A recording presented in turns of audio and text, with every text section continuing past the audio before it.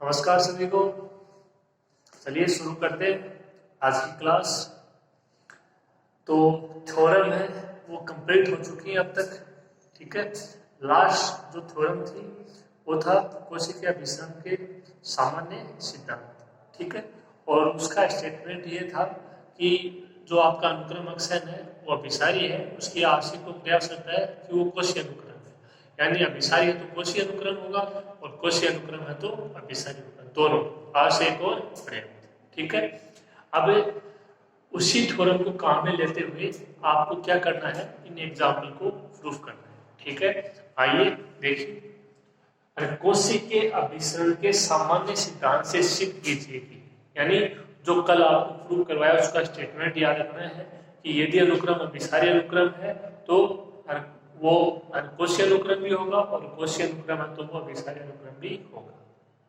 यानी प्रत्येक अभिसारी अनुक्रम कोशीय अनुक्रम होता है, प्रत्येक कोशीय अनुक्रम अभिसारी अनुक्रम होता है। ठीक है, अनुक्रम अक्षय अभिसारी नहीं है। यहाँ पे प्रूफ क्या करना है कि अनुक्रम अक्षय है वो अभिसारी नहीं है। अभिसारी नहीं है तो जो अभिसारी की होने की कंडीशन है उसके विपरीत कंडीशन आना चाहिए। ठीक है, इतना आपके दिमाग में आना चाहिए।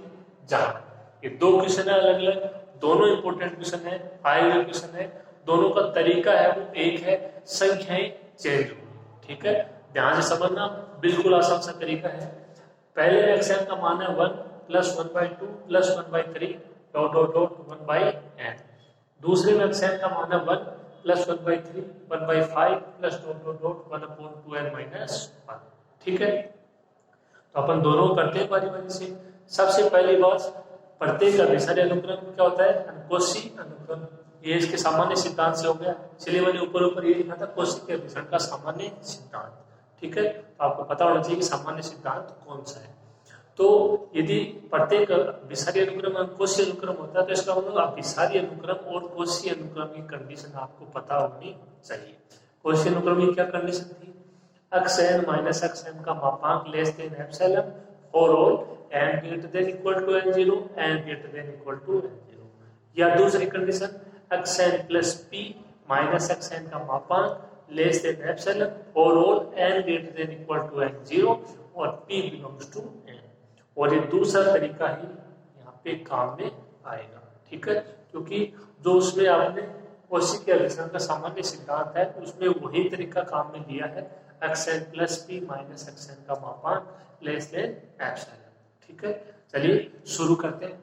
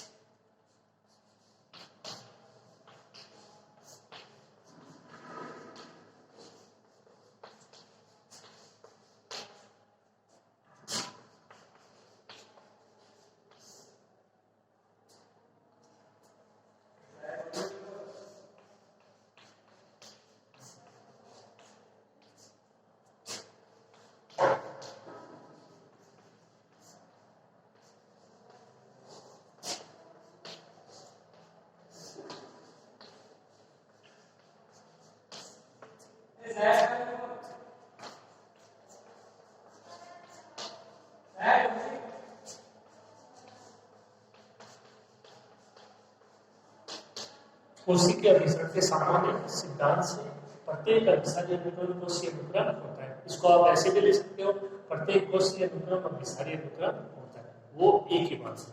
ठीक है, अब इसका पहला पार्ट लेते हैं, n का पहला पार्ट।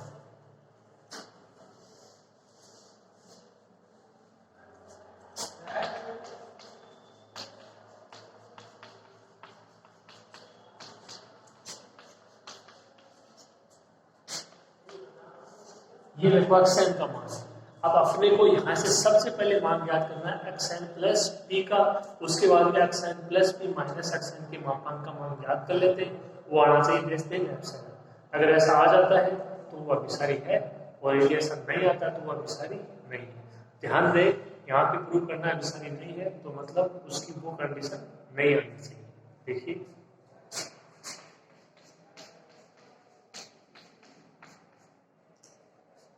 xn प्लस p का मान क्या होगा, देखो n के बाद होगा जहां पे ध्यान रहे कि p बिलोंग्स टू n है, ठीक है, प्राकृत संख्याओं का समुच्चय 1 2 3 इस तरीके से n+1 हो सकता है, n+2 हो सकता है, n+3। p का मान अपने को मालूम नहीं है, इतना पता है कि p है वो प्राकृत संख्याओं के समुच्चय में बिलोंग कर रहा है, कैपिटल n में बिलोंग कर रहा है। देखिए xn+p का मान किस प्रकार लिखोगे,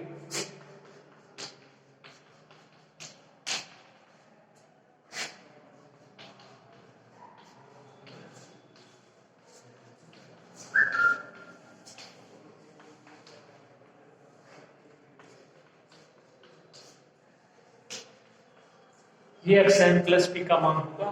यहां तक सेम, इसके बाद देखिए इसके आगे का अपन 1/n+1 1/n+2 dot dot 1/n+p।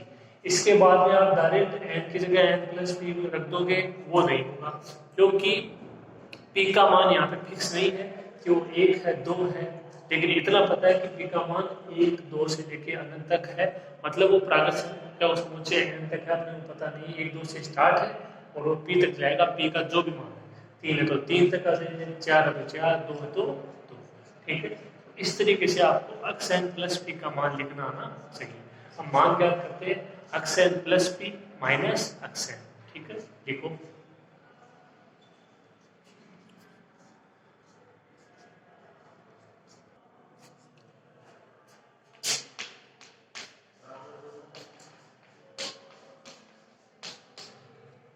xn+p minus xn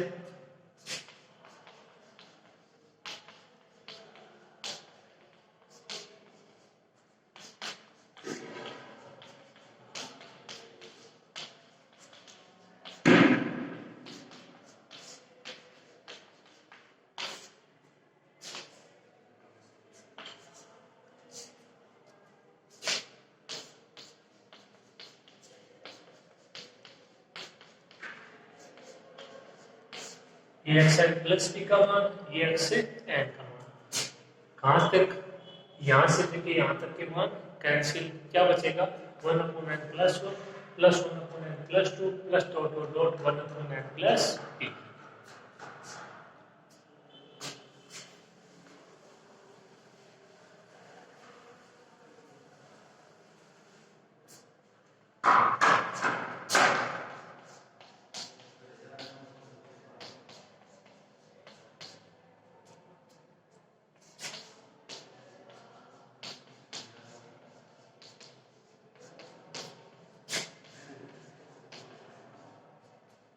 one upon n plus 1 plus 1 upon n+2 plus dot dot dot plus 1 upon n+p।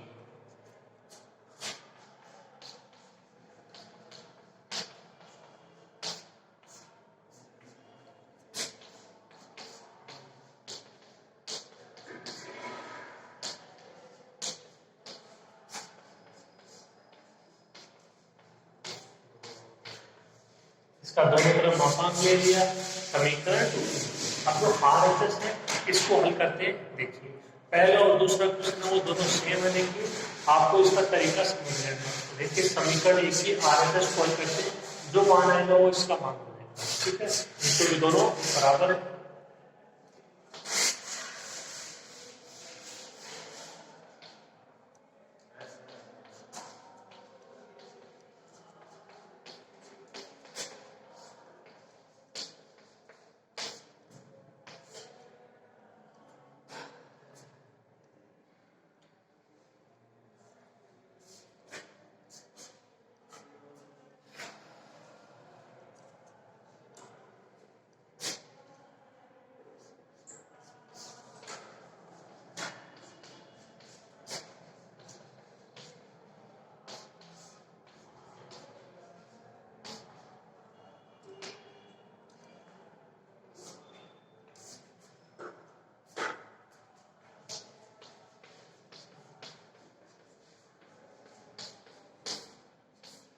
देखिए ये ऐसे कैसे लिखा है, इसमें केवल इतना किया है कि जो P है उसका मान अपने रखा है n, ठीक है, n को अपने का मालूम नहीं है क्या है, लेकिन P बराबर अपने कोई मान रख दिया है small 1/n+1 plus 1/n+2 plus dot dot 1/n+। N बराबर रखने से क्या होगा, ये इसकी साइड है वो हल हो जाएगी, ये हल हो जाएगी तो ये हल हो जाएगी, और ये हल हो जाएगा तो x n plus p minus x n का मापांक हल हो जाएगा। ठीक है, दोनों में ये तरीका है। आपको क्या लेना है, पी बराबर एन लेना है, जहाँ पे n belongs to capital n. वो बात एक ही है, 1 2 3 4 5 में से कोई भी मान हो सकता है। ठीक है, समझ में आ रहा होगा आपके, लिखिए इसको।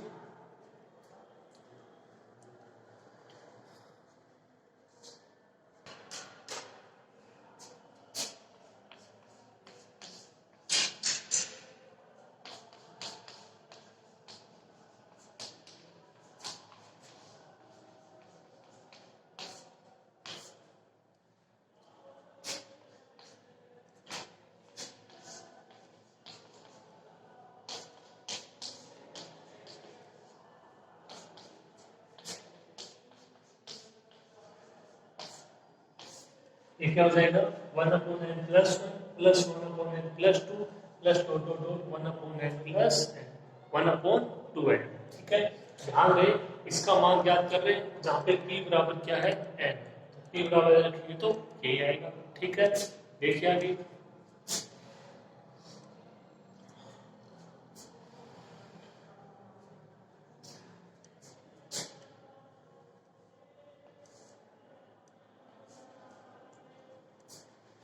अब देखिए थोड़ा सा पहले तो ये सोचना होगा कि यहाँ पे यही चिन्ह क्यों काम दे दिया। तो देखो अपने पास भी अब विसारी दिखाना होता है तो x n plus p minus x n का मापांक लेस देन एप्सिलॉन होता है। अब विसारी नहीं है मतलब लेस देन से क्या चाहिए, ग्रेटर। इस चिन्ह का यूज होगा। अब होगा किस प्रकार से, आगे कौन सी संख्या आएंगी ताकि ये प्रतिबंध क्या हो जाए, संतुष्ट हो जाए। उसके लिए देखिए आप,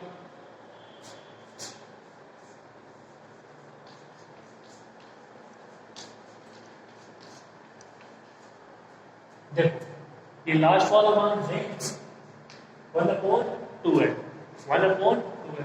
तो यहाँ से तो पता नहीं लगेगा ये मान बड़ा है या ये। अपन बात कर रहे हैं इस पद की और इस पद की। ठीक है, ये जो मान है ये सीखा है, तो ये लोग यहाँ पे जो संबंध आएगा वो इसके साथ हो जाएगा ना। अब देखो पहला पद इसका ये है, ये है, तो 1/n प्लस 1 1/2 है। दूसरा पद देखो 1/n प्लस 2 1/2 है। यहाँ पे तो सभी पद सेम है, इसी प्रकार आगे हो जाएगा। तो दो से समझ लीजिए कि ये पद बड़ा है या वो पद बड़ा है। ठीक है, और ये आपको पता है n बिलोंग्स टू क्या है, कैपिटल N है।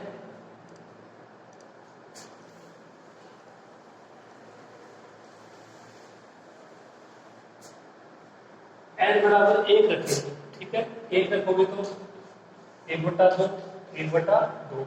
यहाँ से तो पता नहीं लग रहा दोनों बराबर है। n बराबर 2 रखो, 2 रखोगे तो 1/3, 2 रखोगे तो 1/4, 1/3 0.3, 1/4 0.25। कौन सा बड़ा हो जाएगा, 1/3 बड़ा हो जाएगा, यानी 1/n प्लस 1 बड़ा होगा किससे, 1/2n से। ठीक है, और रख लीजिए n बराबर 3 रखो, 1/4 1/6। ठीक है, 1/4 ही बड़ा होगा।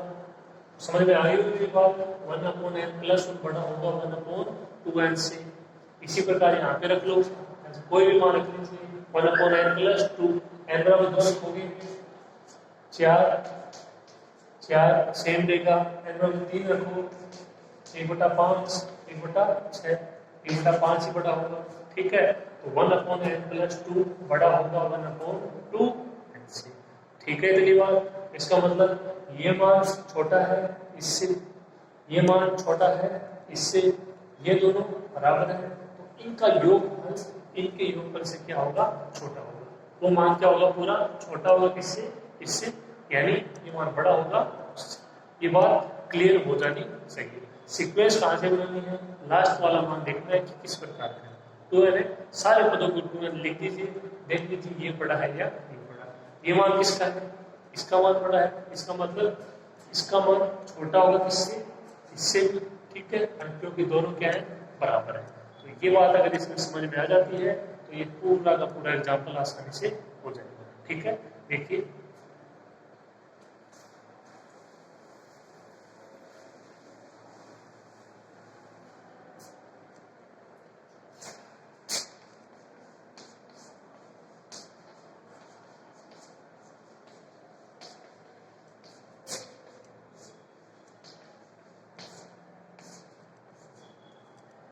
यहां से क्या कॉमन आ जाएगा 1/2n 1 + 1 + 1 और ये कितनी बार है n बार है, ठीक है 1 2 n, ठीक है आप यहाँ पे दे सकते हो 1 2 3 p बराबर n रखा, ये 1 हम कितनी बार है n बार n होगा।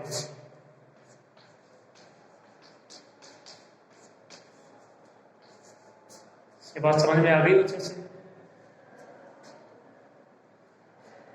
इसका मान क्या हो जाएगा n हो जाएगा, एक को यदि 2 बार जोड़ोगे 2, 3 बार जोड़ोगे 3, 4 बार जोड़ोगे 4, n बार जोड़ोगे n, तो इसका मान n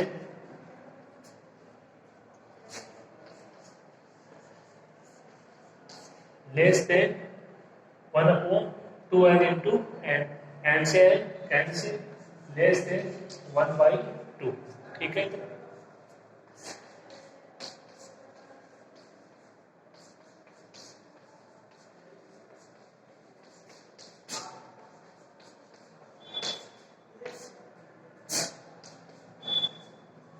one upon n + 1 + 1/n + 2 + dot dot dot 1/n + p का मापांक ग्रेटर देन 1/2, जहां पे ध्यान दें p बराबर क्या लिया था आपने n लिया था,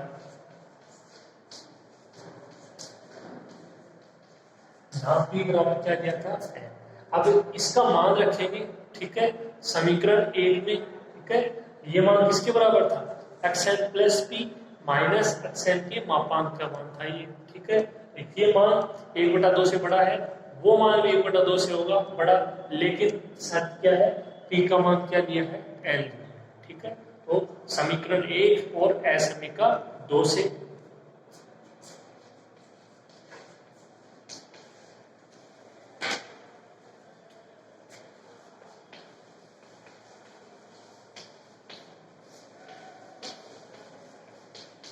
समीकरण 1 व असमीका 2 से xn + p था, p का मान क्या लिया है n लिया है, तो xn + n माइनस xn, ठीक है इसका मान बराबर था इसके, ठीक है ये क्या हो जाएगा ग्रेटर देन 1/2, ग्रेटर देन 1/2, कोई दिक्कत नहीं होगी इसमें। ये मान था xn + p माइनस xn, तो वही है ये मान कब है p बराबर है, मतलब यहाँ पे भी p बराबर क्या होना चाहिए n होना चाहिए, सिंपल सी बात है p का आपने कोई ना कोई मान लिया है, इसका मान 1/2 से बड़ा है, इसका मान 1/2 से बड़ा है, क्लियर है।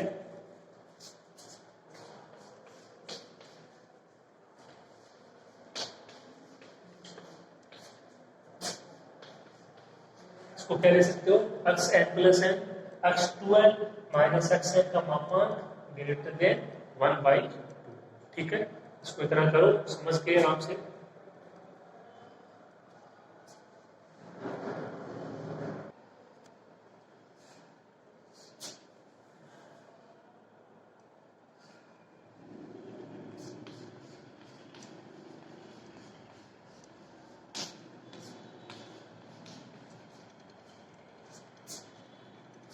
x2n माइनस xn का मापांक ग्रेटर देन 1/2, अब देखिए आगे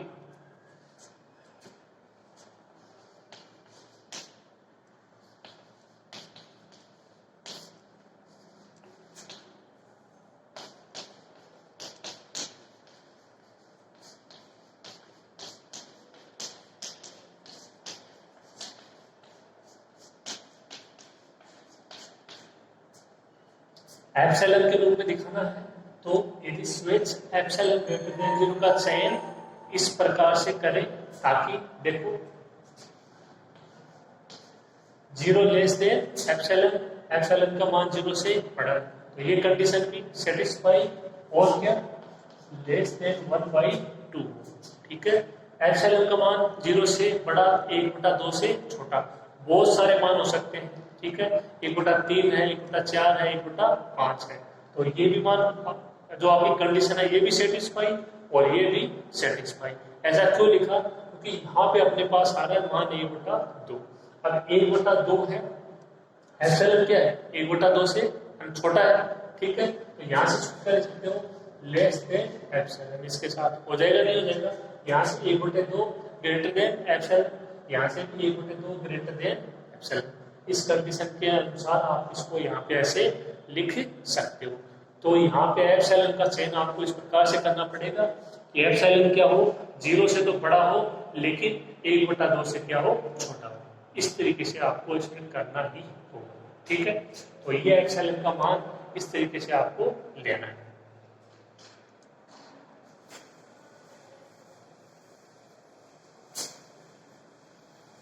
देखिए सिंपल सी बात ये है कि वहां पे आपको ये दिखाना है कि x n plus b minus x n का मापांक है वो लेस देन एप्सिलॉन होता है, लेकिन यहाँ पे दिखाना है ग्रेटर देन एप्सिलॉन, क्योंकि अभिसारी नहीं है ये प्रूव करना है, ठीक है। तो ये चीज अगर दिमाग में रहेगी तो यहाँ से अपना भी पता लग जाएगा कि यहाँ पे आना चाहिए greater than epsilon. Greater than आ गया 1/2, 1/2 है वो एप्सिलॉन से बड़ा कब होगा, तब आपको एप्सिलॉन के मान का चयन इस प्रकार से करना होगा, ठीक है। तो ये सारी कंडीशन अगर आपके दिमाग में रहेंगी तो आगे से आगे ये अपने आप ही होता चला जाएगा। आगे देखो,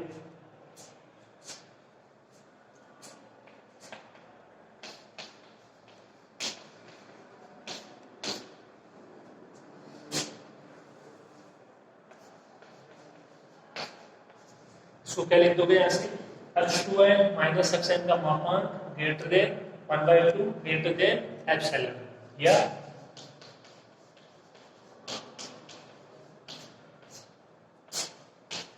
x2n माइनस xn का मापांक greater than epsilon, greater than epsilon, ठीक है। ऐसा लिखा 3, जहां पे n का मान क्या है, p है।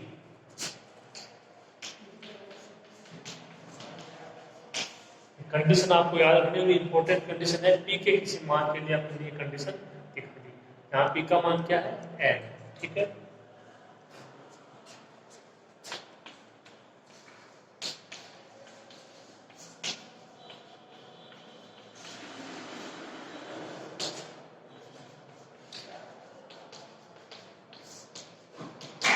देखिए कोशी अनुक्रम की परिभाषा से या कोशी के अभिसरण के सामान्य सिद्धांत से क्या था कि प्रत्येक अभिसारी अनुक्रम है वो कोशी अनुक्रम होता है, या प्रत्येक कोशी अनुक्रम है वो अभिसारी अनुक्रम होता है। अपने को यहाँ पे दिखाना है कि जो अक्षर है वो अभिसारी नहीं है, ठीक है। तो ये कोशी अनुक्रम की परिभाषा क्या थी,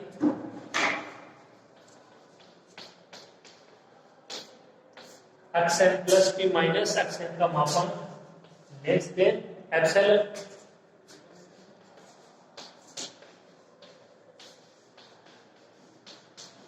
for all n greater than equal to n0 और n p belongs to capital N, ठीक है। जहां पे एप्सिलॉन क्या है, ग्रेटर देन 0 और स्वेच धनात्मक अचर, ठीक है।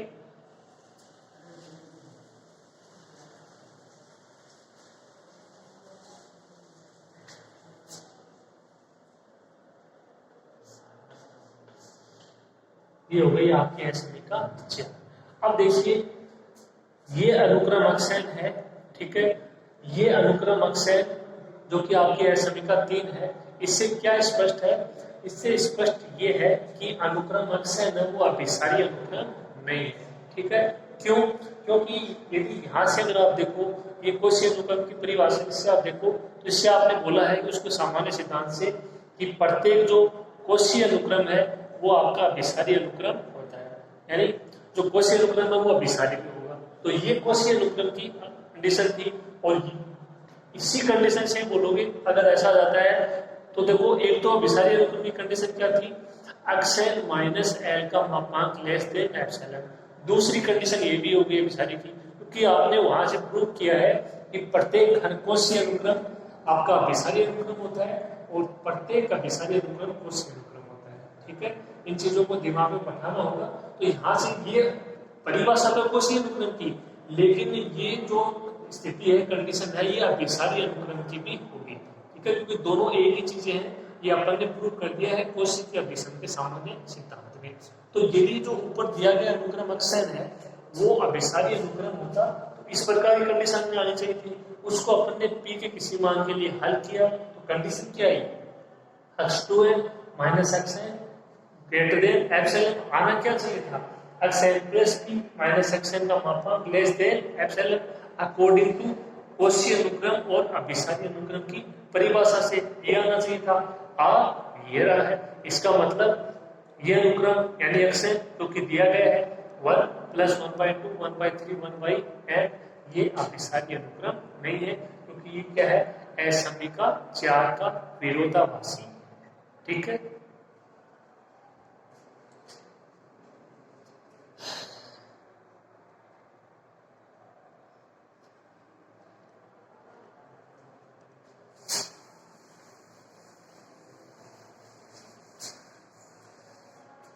देखिए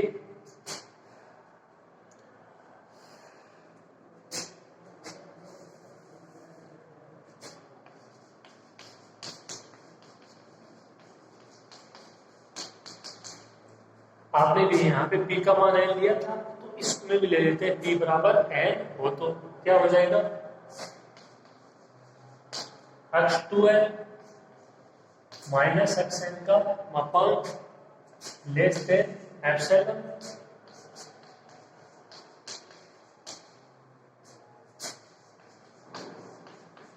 और n greater than equal to n0, p का मान n ले लिया, n बिलोंग्स टू n, असमीका 4। ठीक है,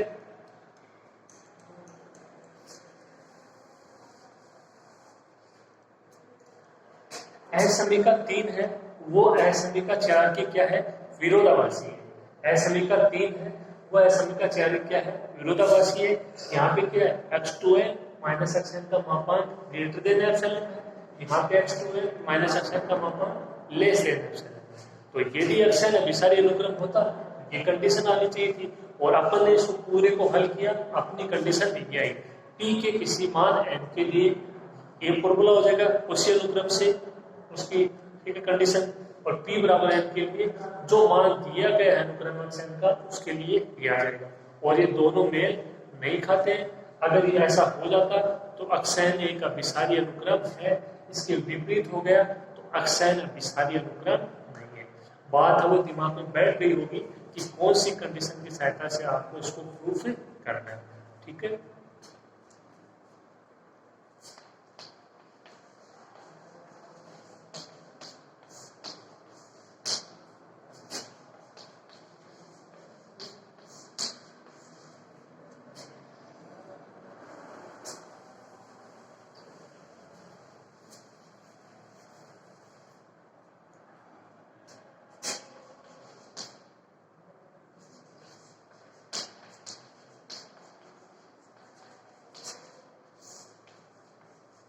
क्या लिखोगे, असमीका 3 वो वहां पे लिखी हुई थी, असमीका 4 की क्या है, विरोधाभासी है। तो विरोधाभासी मतलब यहाँ से अनुक्रम एक्शन अभिसारी अनुक्रम था, ये इसकी विपरीत है, तो मतलब जो दिया गया अनुक्रम एक्शन है वो अभिसारी अनुक्रम नहीं है।